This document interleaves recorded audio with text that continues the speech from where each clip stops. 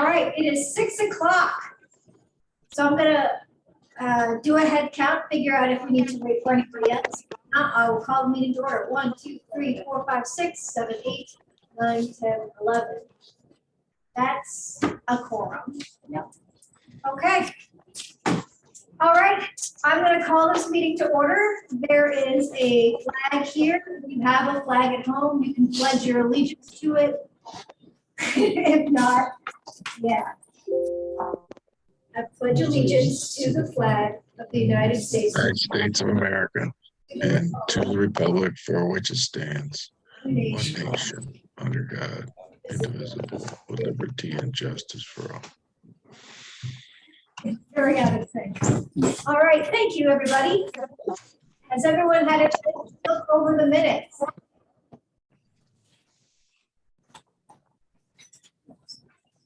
Does anyone have any questions, comments, amendments to the minutes?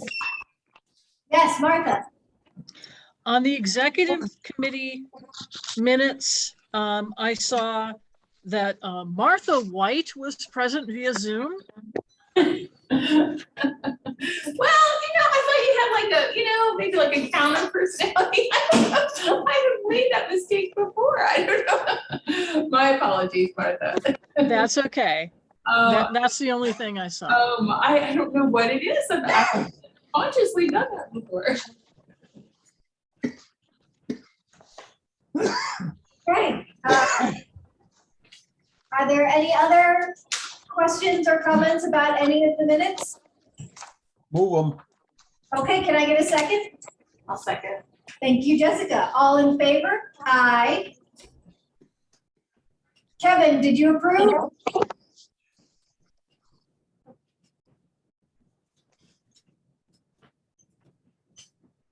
Okay. His hand is up.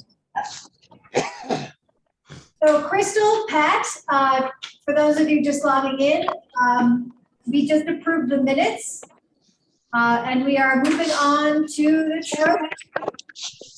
Take it away, Jack. You've all got the statement, and all I can say is you continue to do very well. If there are no questions, Are there any questions? I'll move it. Okay, can I get a second? Second. Thank you, Mark. All in favor of accepting the treasurer's report? Aye. Aye. All right, thank you, everybody. It is approved as passed unanimously. Unpaid bills. We got unpaid bills, general fund, Looking at you, Bonnie. 6593. There's no questions again. Okay, Phyllis. Senior were paying police field new story programs, and we have a children's librarian, always been the job for a while. Somebody. I wonder if that's one. Because quite simply, they've been short-handed because one person was off. The part-timer was off because of medical issues. She had, Amanda Farley had an issue with another employee. We ended up moving the other employee out to West Elmira. So according to her, she doesn't have the ability to do programs. And I'm in the process of moving over a part-time employee from West Elmira to work in youth services. That will bring her up to 2.0 full-time equivalents, and she should be able to do her programs after that. Is anyone else having trouble with the sound? Yes, Mhm. Yes. very choppy. You want to, If everyone could mute until you have something to say, I think that would help with the weirdness with the sound. Just a quick comment on the unpaid bills. The birdhouses that were done, I didn't do them here, I did them over in Corning, but it was a wonderful project. And I did paint my little gourd and it became a birdhouse as the Carolina Wrens moved in last year. Oh, very cool. Does anyone else have any questions about anything on the unpaid bills? We've got the, not, did somebody move it for the general fund? Uh, Not yet, unless you did. Well, I will. Okay. All right, can I get a second? All right, I see Pam's hand up first. So Pam gets the second. All in favor? Aye. Kevin, are you in favor? Thank you, Kevin. All And then right. the, unpaid bill for the book fund, which is $5,651.38. Okay. Questions? There wasn't any for the book fund this time, Jack. Well, I see looking at the one from the 6th, I think that might be the issue. Oh, okay. So we already passed that on at the executive committee meeting, so we don't need to pass that again. 'Cause that's from last time. So we're good, we already passed that. All right. If no one has any comments or questions, I'm gonna pass it over to Ms. Stickler here, who is going to walk us through the audit, which I, for one, did not understand at all. Hopefully, we can give you a little bit of an understanding, or at least a high level. Everyone, I believe, got an electronic version of it, so I'll try to help you go along with us as we're doing it here. And she also brought additional paper ones, so if you, for whatever reason, could not print yours, there are copies that will be in Holly's office for however long Holly feels like keeping them. Excellent. Okay, yep. So the report includes required communications that we always have to communicate with you as those charged with governance, as well as the actual financial statements. So we'll get right into it. The first section is the required communications. And I tried to put page numbers on here, so hopefully we can follow along. So on page 4 of that report, we start out just talking about our responsibilities in relation to the audit. Our plan, scope, and timing was the same as we had planned. So a lot of the same verbiage every year. All this, if we had significant issues in the audit or adjustments, that sort of thing, that's what we're gonna focus on in here. We did not have any difficulties or issues in the audit, so thanks to Ron and Holly again for another year of accommodating us and getting us all the information that we needed. On page 5, I'm going to direct your attention down towards the bottom under uncorrected and corrected misstatements. The last sentence of the first paragraph under that category, we did have a uncorrected, or we call them past adjustments, of about $25,000 to accrue additional salaries and wages. There's always that week that crosses the end of the year, and the time before the end of the year should technically be accrued. I think you ever have. The amount calculated about 25,000. We mess up a lot of things if we recorded it, so it's clearly not material to your financial statements, and we didn't record it. On the next page, or page 6, are the entries that we did record, and most all of them are looks like a long list of adjustments, but most all of them are items that we make each year as we come out. The first couple relate to your pension liability, so information that comes from the New York State retirement system, the actuarial calculation that needs to get reported. We record for you, so those are the first couple. Several entries for accounts payable and accounts receivable, or reversing last year's entry and recording this year's entry, all based on information that Holly provides to us. She doesn't do the entry, but she provides us the information and we do the entry. So all told, down at the bottom right-hand side, we made a lot of entries. The net effect of them was to increase your net income by $57,000. A lot of individually significant numbers, but at the end of the day, the total amount was $57,000. And just to let you know how that grosses up, if you will, we decreased your expenses by about 170,000. So that added to your net income.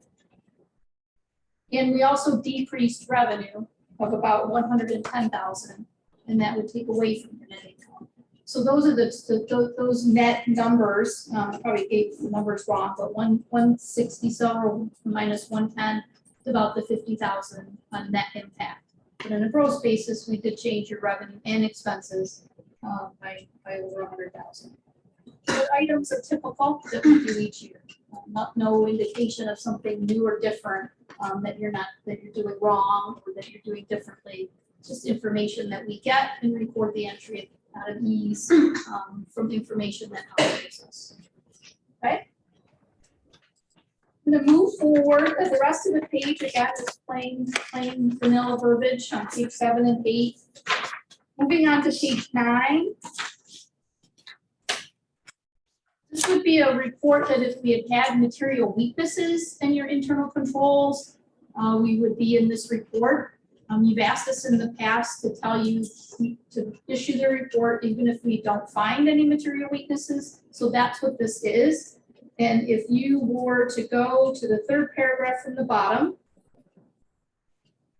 in the middle of a paragraph, it says, giving these limitations, during our audit, we did not identify any deficiencies that we considered material weaknesses. So that's just telling you, as you've asked for in the past, to issue a report to say we did not find any material weaknesses.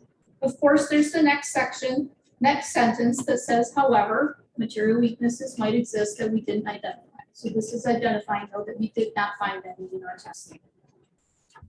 On page 10, you remember there's kind of different levels of internal control deficiencies. Material weaknesses are the most severe, and again, did not identify any of those. The next kind of tier are those, what we call significant deficiencies. So more than an advisory comment, but not as severe as a material weakness. So on page 11, as is each year, because we're making some of those receivables and accounts payable entries, modifying to some extent some things that Holly gives, asking more questions to Holly. She's giving us more information.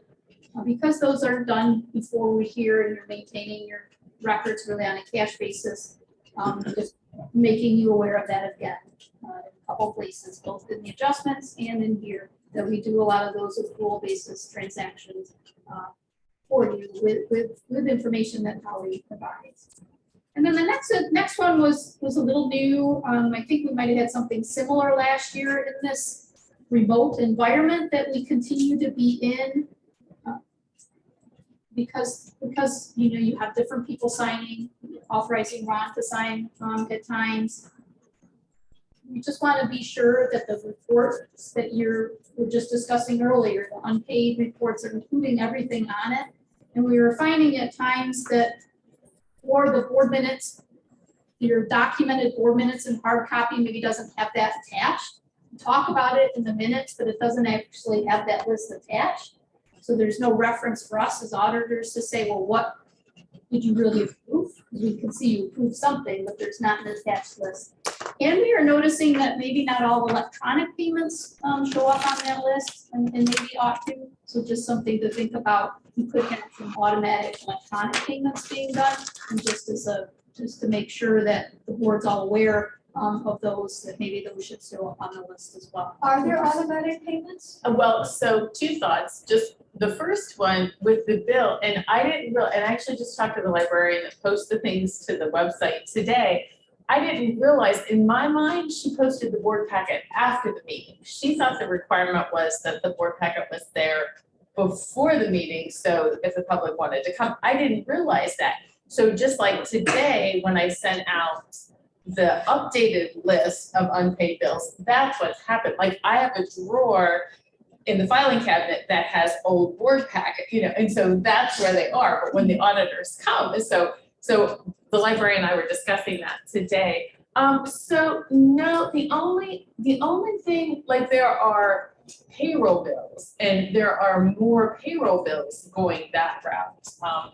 Like the deferred comp is now electronic, and I'm able to do the Aflac bill electronic. So there were over the course of the year, I know like I ordered checks and occasionally like I'll pay the water bill, but there's like a paper trail with a credit card. So I'm not really sure, Kathy, what else that might have been, other than the credit card.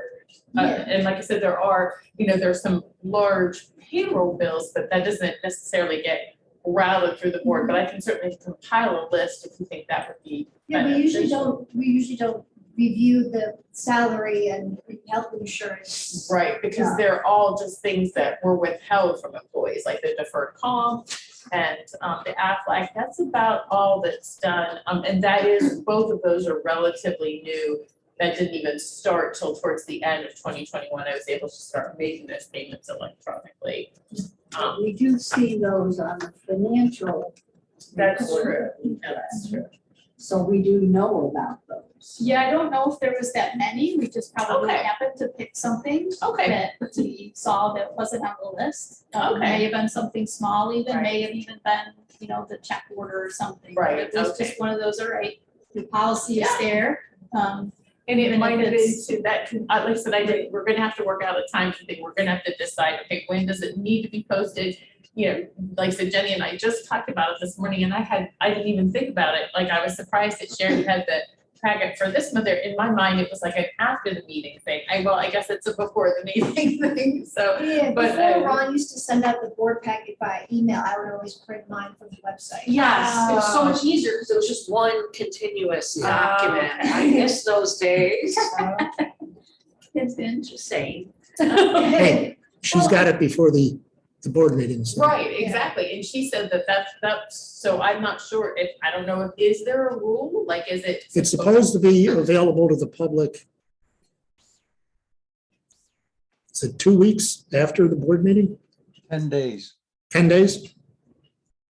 Okay, with it, so like tonight's meeting didn't have to be up there before the meeting then? I Right. think the agenda has to be. The agenda has to be. Okay, so I think she said she preferred to keep it as one unit, and so that's how she puts it up, like, so she had, 6 or 8 documents or whatever Ron sent to her that, that he sent out to the board, and so we'll work on the timing, but that's why those numbers changed, Yeah. because like I said, I have a hard copy, so the official board packet hard copy is accurate, I think. But that's why, because they were pulling it from them. And I think that just because we compile that unpaid bills list at least a week before, because we have that budget finance committee, I don't know, loose ends just make me nervous. I just don't like those unpaid bills, like, you know what I mean? I don't like things sitting there. I mean, sometimes there's obviously a deadline, but I just prefer to tie things up, and so that's why it's changed, where I think Judy Jones had a different approach, like she was. The board or the public's entitled to a draft of the minutes 10 days after the board meeting. And they're not entitled to the official meeting until they're approved, or minutes. Oh. I think that the comment about, certainly, and maybe we're just not aware of another place that you have them, but Okay. whatever you consider the official Okay, minutes should have everything in it. Right. Be updated for anything right, that absolutely. was actually happening. Okay, So I guess in the future, we'll just make sure that they get right, your hard copies. right. Okay. And again, I, from coming here, I know that you're approving them, I know that you're looking at them, we just want to make sure Yeah. that that's all documented. All right, and then, looking at the audited financial statements themselves, which is the next section. So there's a lot to it, I'm not gonna go through every page. It's just a lot, but I just wanted to at least let you know what types of things are here. And then if anybody had looked at it ahead of time and had questions, they could certainly ask questions. One thing I'm gonna go in this section, we start new page numbers, because it is financial statements themselves. So just want to point out on page 3 and 4 is our independent auditors report. And if you were astute enough to look at this year, last year, you may have noticed that the report format is different. It says all the same things, but in our industry, the standard has changed that the opinion comes first. And that you might remember in the past, our opinion, which is what this report is accumulating through all of the work that we do, is giving you an opinion on your financial statements. It was always the last thing in the report. Now they've moved it right up to the beginning. So you can see that it says, in your situation, it says qualified opinion. And if you remember, we qualify the opinion because you're not recording liabilities and having an actuarial calculation of your post-retirement benefits related to healthcare, the health plan, healthcare costs. So we say in the second paragraph, in our opinion, except for that, we just talked about, the accompanying financial statements present fairly and all material response. So it always said that, but it's right up at the front now. And then the intent is, it did make it a little longer, the intent is just to give more information in it. So we talk about the basis for that opinion. We talk on page 4 about what management's responsibilities are, which again haven't changed, but it describes it a little better. And also what our auditor's responsibility is. And there's quite a bit more dialogue there talking about our responsibilities. So it's a good read to understand what management's responsibilities are and what auditor's responsibility and audit are. On page 6, there's several pages, 6 through there's a couple pages, 6 and 7. There are management because you are do not need to follow governmental auditing, or governmental accounting standards as being like a single purpose governmental entity. Page 6 and 7, you're required to have management's discussion and analysis. We're just giving some high level overview of your financial position. I'm going to read it in high level detail. Wanted to point out on page 8 and 9, and I know when you're looking at it in PDF, it's hard to see those next to each other. Page 8 being this year, page 9 being last year. I'll just point out a couple high level items. About a third of the way down, there's total assets and deferred outflows. This year, total column, 9,276,000.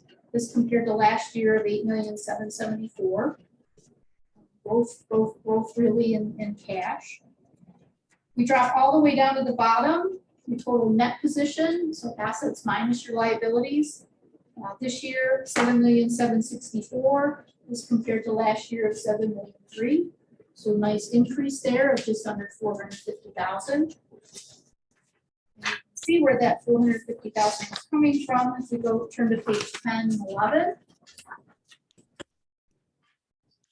There's a statement of activities with the income statement, profit and loss, a lot of different things in different industries. You can see 3 lines from the bottom, change in fund balance, net position, the total column. For 2021 is the 448,000 increase. So that's your net income for the year as compared to 496,000 the year before. And the lion's share of that decrease really relates to total revenue line. So in the revenue line this year, 3,008,000, halfway down the page compared to 4,002,000 on the prior year. We did have less construction grants going on. You had a big project the year before being a boiler project, not as big projects going on in 2021. Also, if you remember, you had received a large estate gift in 2020. Of course, was not repeated in 2021. Your expenses also decreased 4 lines from the bottom. Expenses of 3,004,000 as compared to 3,006,000 the year before. And a good chunk of that is the funny money related to the retirement plan. I say funny money because it's actuarial calculations that I don't fully understand either, but we have a pickup in a reduction of expenses because of the actuarial calculations. Is that because life expectancy dropped? A lot of it relates to discount rates too, related to, assumptions on rates and how much earnings you're gonna earn. But yes, the mortality rate changed as well. So there's a lot of different factors. Investments, we're making more in 2021 than they did in 2020.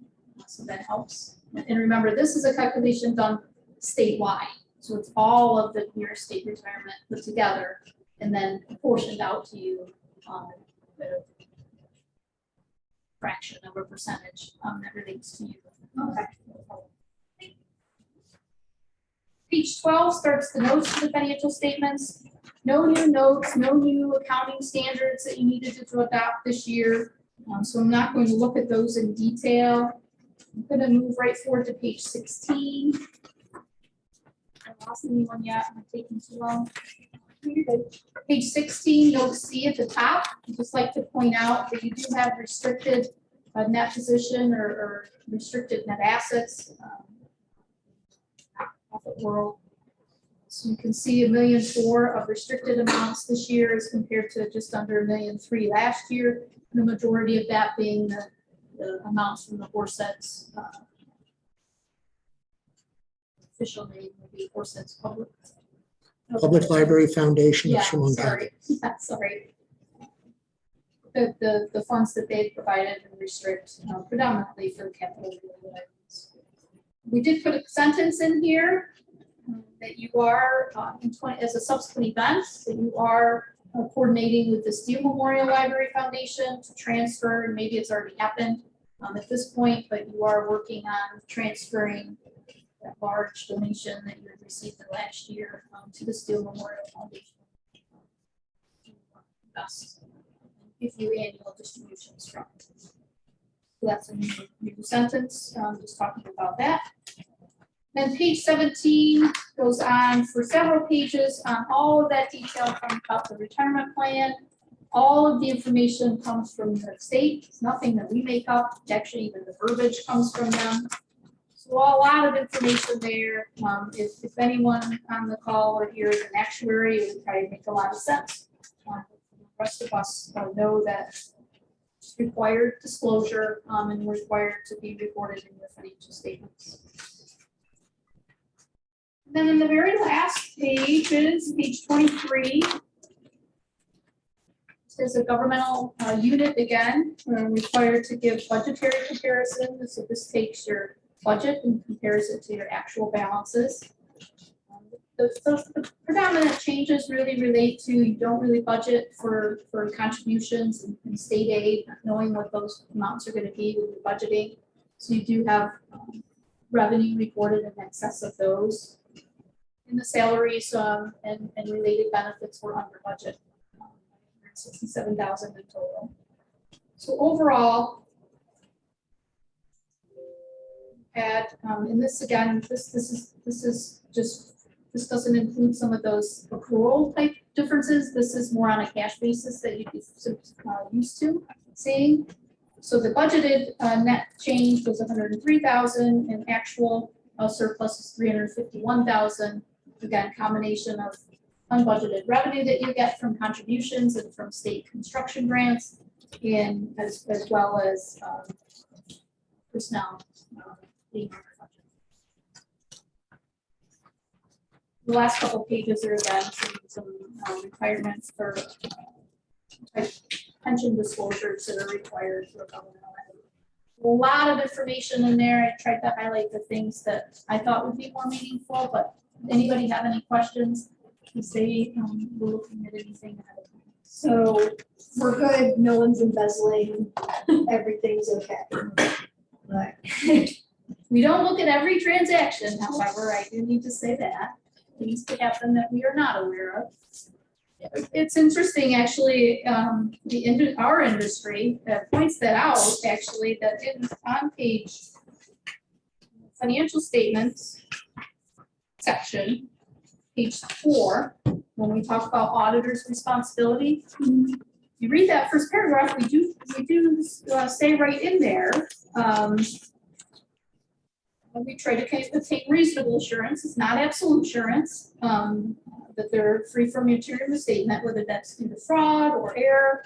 And we also say right in that paragraph as well, the risk of not detecting material weaknesses from fraud. It's harder for us to detect from fraud. People are intentionally trying to cover something up. That's fraud. Or there could be collusion. So when you have 2 or 3 people trying to cover it up, it's much harder for us to see. So it's interesting putting that verbiage in here to let you know, yes, we didn't identify anything, but it's not absolute assurance. Okay, thank you. Does anyone else have any questions about the audit?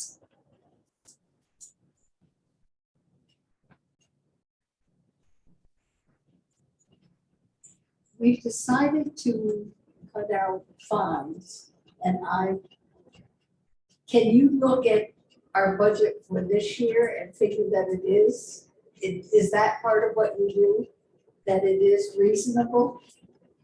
I'm not sure that we'd be looking at it in that detail as far as, I mean, I think that, you know, you did have a surplus this year, so you do receive contributions and everything that help support your bottom line. But I'm not sure we'd be that automatically looking. One of the things I have been worrying about is that we had the last couple of years, 2 big wills that we received. And that's unusual. I don't expect that to continue or ever, you know, maybe it might happen, but I don't expect it to happen every year or. Well, are fines a significant source of income for the library, or is it just making it so that people actually return their books? The goal is to make people return the books. Right, so we're not actually relying on fines for any kind of actual funding so much as a stick. Yeah, if it's 50,000, that's not insignificant, but certainly when you're talking about the full budget. If it's appropriate, I'll move to accept the report. Okay, does anyone else have any questions about the report before we get a second on that?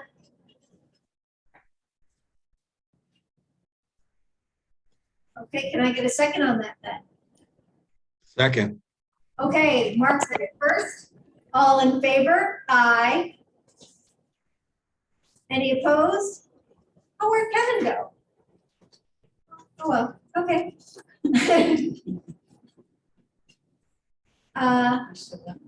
We still got enough. We're still good. Okay. Thank you very much. Thank you. I don't know if you understand it any more than you did before. but I do. Thank you very much for explaining it. It's a lot. A lot of numbers. In a governmental, other governmentals are even 5 times longer than this, but this is definitely longer than another not-for-profit. And we do rely on you. Yes, yes, for sure. Thank you very All much. right, thank you. We'll enjoy the rest of your day. Yes, you as well. Take care, Kathy. I'm officially on vacation. Congratulations. Have fun in Washington. Thank you. Have fun. About the fines, there was just an article in the New York Times today. I couldn't read it because they wanted me to pay for it. But it was branches in New York City getting books back that from like 1965, people are suddenly returning. Yeah. Have we had anything great back yet? No, not yet, but Have we done any advertising about the lack of fines? I wanted to wait until it was officially approved before we started blasting it out. Okay, but Okay, we we will. approved it last time, right? Yes, Okay, yeah, so I think, you know, maybe contacting someone from like the local news stations and being like, no.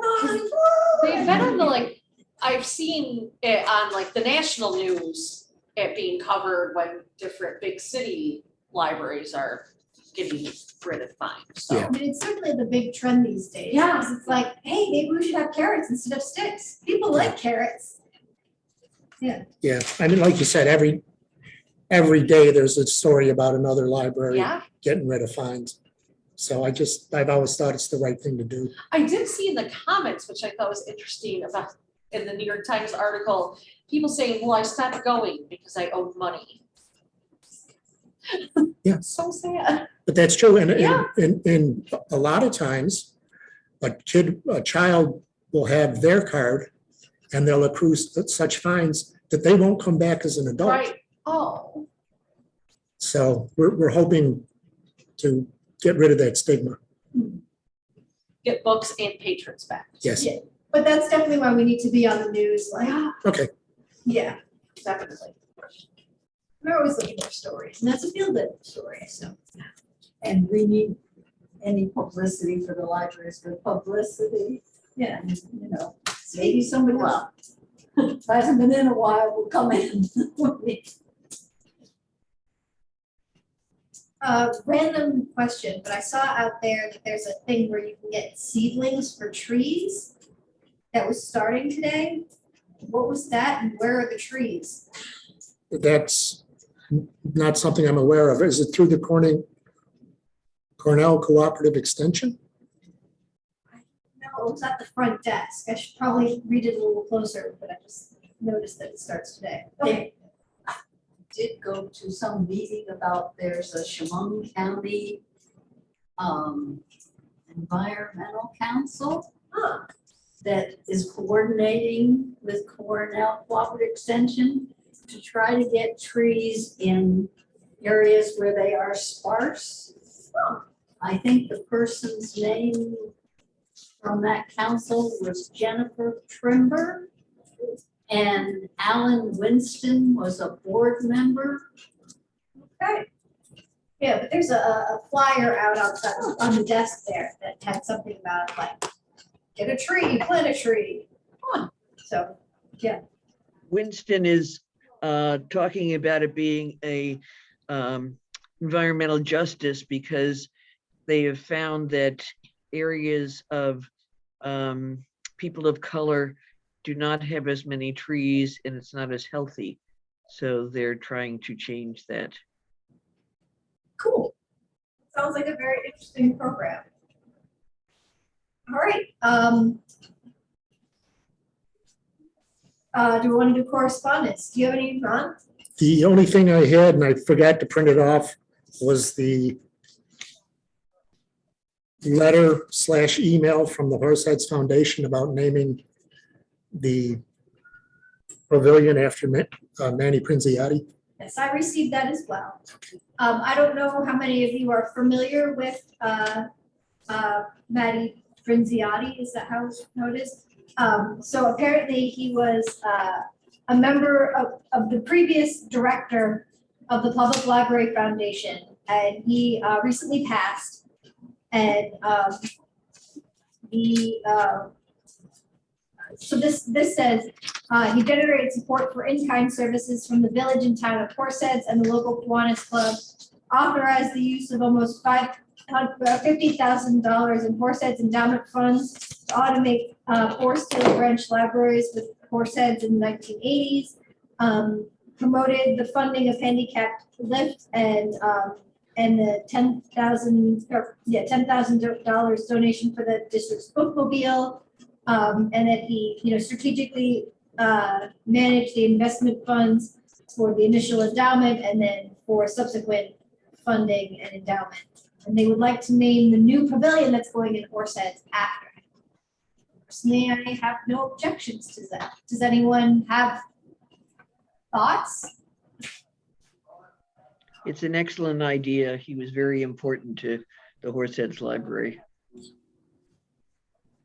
Okay, anyone else? Can I get someone to move that? I move it. Okay, thank you, Bonnie. Can I get a second? Okay, thank you, Jack. All in favor? Aye. Any opposed? Okay, then I will let Maureen, this one, right? I will let her know that we are approving that. Okay, for the president's report, I had nothing other than this letter that I was going to report. So you stole that from me. But I didn't read it off. I let you take care of it. Okay. So yeah, that was it. Okay, Ron. thank you. First thing is the personnel actions. Before I ask for approval, we need to add hiring of 2 part-time library pages. The first one is Clayton Sampsell here at Steele. And the second one is Emily Johns. She's at Horseheads. Any questions on that? They are replacing the 2 people who left, which we talked about last month. Move it. Can I get a second? I'll second. Okay. Thank you, Jessica. All in favor? Aye. Any opposed? All right.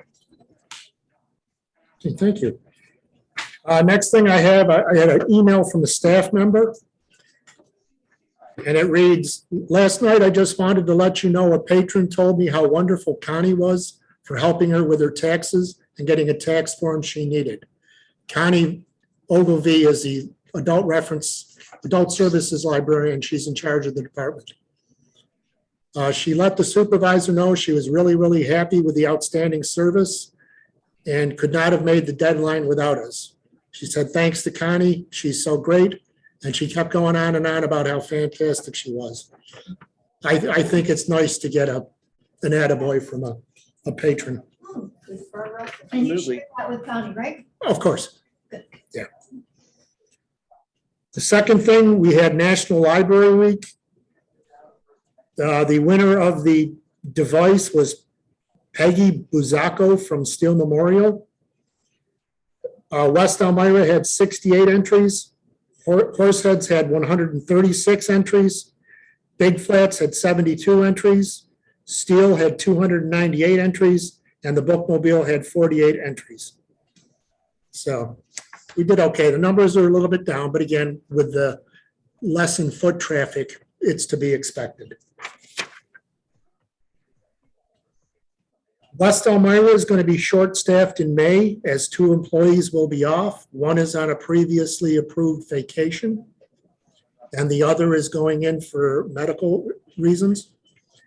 I'm not going to be authorizing unpaid leave during that period for other West Elmira staff. I just think it makes perfect sense. We had an incident with the AARP gentleman, Fran Whitford. He does their driving course. Apparently, the night before their class, Lou took down all the tables in the auditorium to clean it. And Mr. Whitford was quite upset about that and was yelling at staff members. He insisted it's the staff's responsibility to put up and keep up the tables when he teaches the class. The rules of our signing out the room state that the staff is not responsible for setting up or taking down. But according to him, we have always done it for the AARP class every year. Again, just I heard he was extremely rude. That's why I want you to be aware of it. And in case should something get back to you, at least you're aware that we're not the ones who set up the room. It's not that big a deal, though. Do it. I've done it many times. Right, but again, he continued to yell and berate the staff. Again, we're working on better relations with AARP. In response to the recent uptick in book banning, I attended a Fighting Censorship Tips and Resources for Countering Challenges to Books webinar. It was pretty interesting. It just reinforced the fact that we need to have our materials reconsideration form, our acquisition policy, which we have. So we're covered. I also attended a Board of Education presentation last night on Elmira City School District libraries. They talked about their selection policies, the status of the libraries in the schools. It was also brought up that the librarian encourages students to use their system to loan books from CCLD and Southern Tier Library System on our online books. They can, if the student has a CCLD library card, they can input it into their SOAR system, SOAR. I don't know, or SORA, excuse me, SORA. I don't know what it stands for, but they can input their library card into it and then they will automatically have access to our catalog. So hopefully we'll hear something. There's a webinar on May 10th. It's on autism in teens. It's part of an STLS outreach grant that Doris Jean got for to help serve teens with autism. Part of the grant is to educate all CCLD staff on understanding autism, helping patrons with autism, customer service and programming, and making the library more autism friendly. I'm going to make it required viewing for all staff. I think it's the right thing to do, pure and simple. Right, and we should compliment Doris Jean on getting that grant. Yeah, put a notice in the minutes, would you, Holly? Thank you.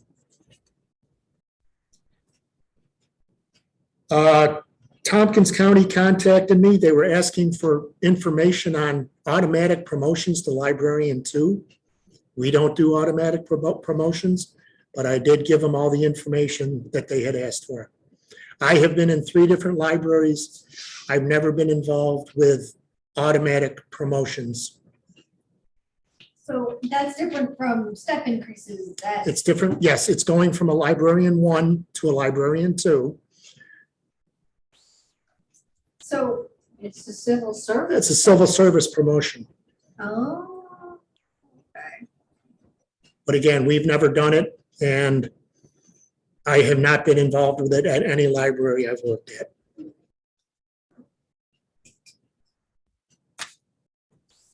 There's a Horseheads event. It's the Horseheads Family Resource Center. It's going to be at the Arnett Mall. There's going to be tabling where we will be represented by Michelle Erickson from Big Flats and Kelly Brown from Horseheads. So Horseheads Family Resource Center, that's different. That's not a genealogy resource center like the LDS. That's like for, They'll have different tables from different service providers okay, throughout the community. okay, cool. That's going to be on Saturday, June 4th, from 10 a.m. to 2 p.m. That's all I have as far as that.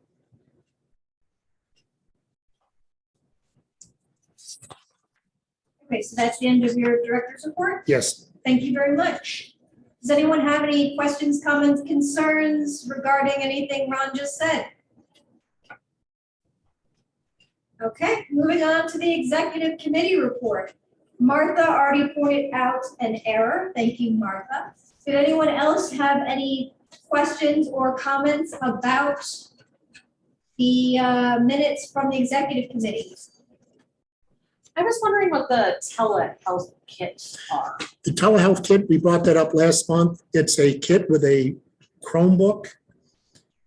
It's to be used for people, it's got a hotspot with it. So it's to be used for people who don't have internet access to have the online visit with their doctor. Oh, okay. So one of the things that was happening, especially a lot during the pandemic, was because a lot of older folks weren't safe to go into their doctor's offices.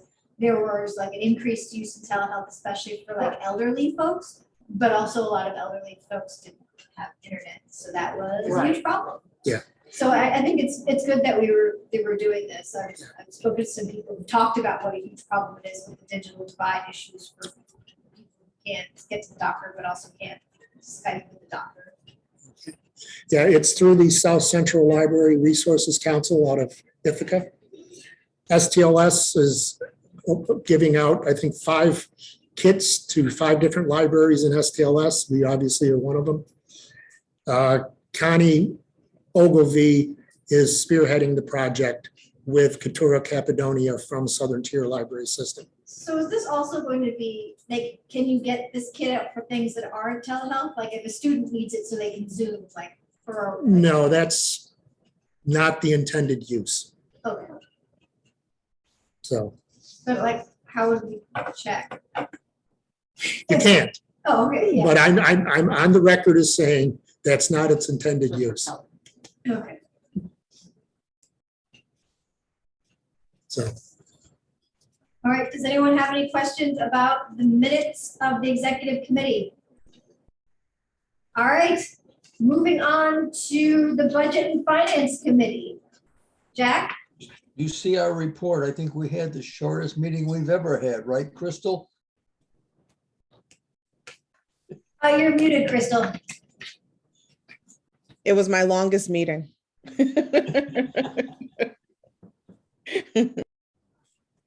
All right, thank you. And then buildings and grounds, Carl.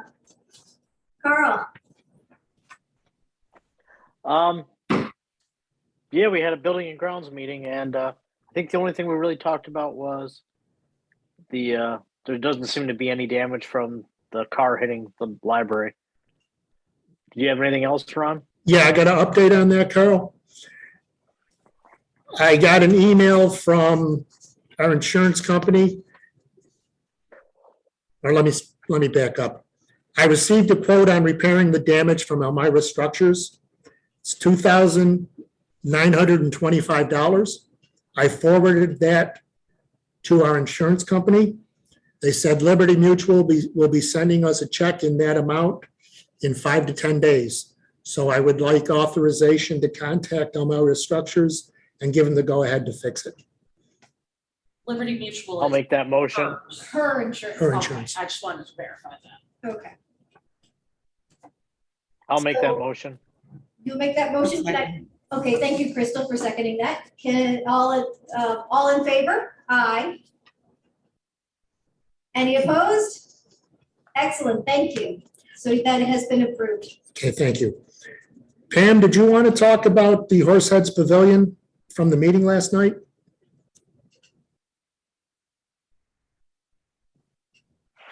I think essentially what they were talking about was, things like, was it up, did they have to, with the sidewalk or the pathway they make up to it, does it have to be up to code? And basically there are no specific codes, but of course it will be flush with the pavilion.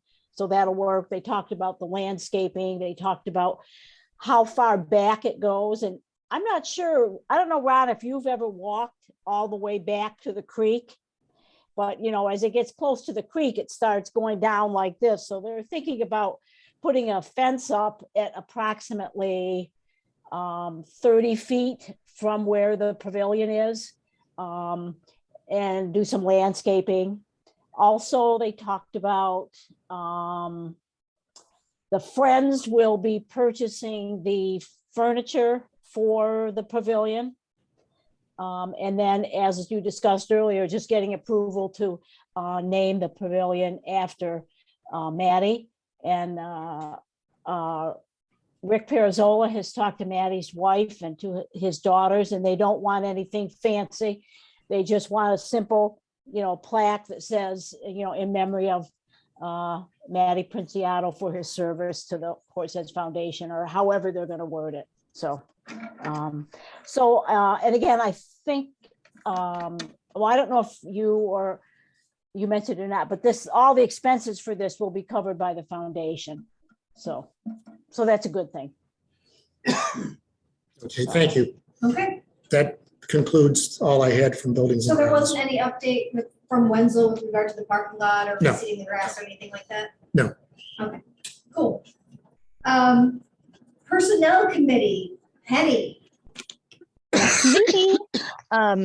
So yes, the personnel committee did meet. I'm going to actually take out my headphones so I could actually hear myself talking. The personnel committee did meet a couple of weeks ago.